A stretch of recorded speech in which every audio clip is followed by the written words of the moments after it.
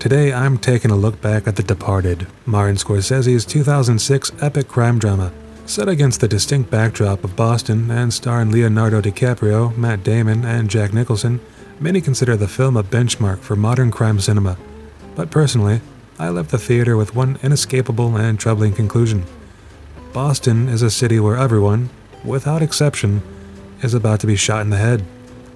In most films, the city serves as a backdrop for the action, a living, breathing organism filled with a mixture of culture and life. Not in The Departed. No, Boston here is a place where you can almost hear the faint echo of gunshots ringing through the air every time someone steps out of a Dunkin' Donuts. And the characters in the film, whether they're cops, mobsters, or innocent bystanders, seem to have accepted this grim reality. Each one walks through life with the weary resignation of a person who knows that sooner or later, they will be shot in the head.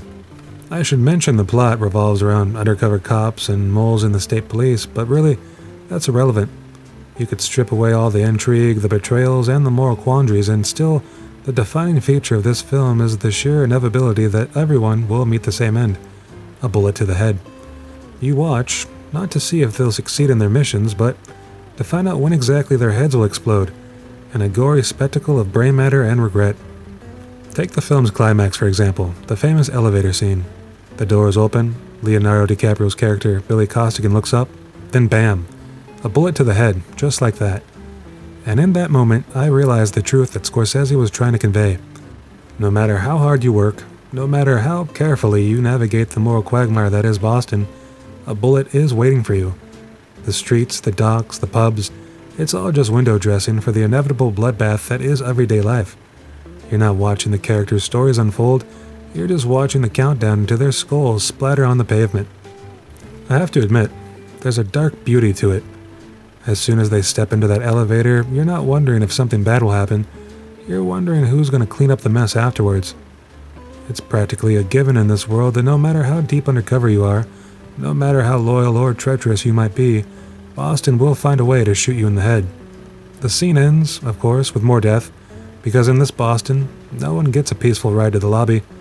And then there's the final scene, in which Matt Damon's character, Colin Sullivan, has just been predictably shot in the head by well-known Catholic Mark Wahlberg. As I sat there, watching the blood pool and the credits roll, I couldn't help but think that I was next. Not in a literal sense, mind you, I haven't been in Boston in years, but maybe it's more metaphysical.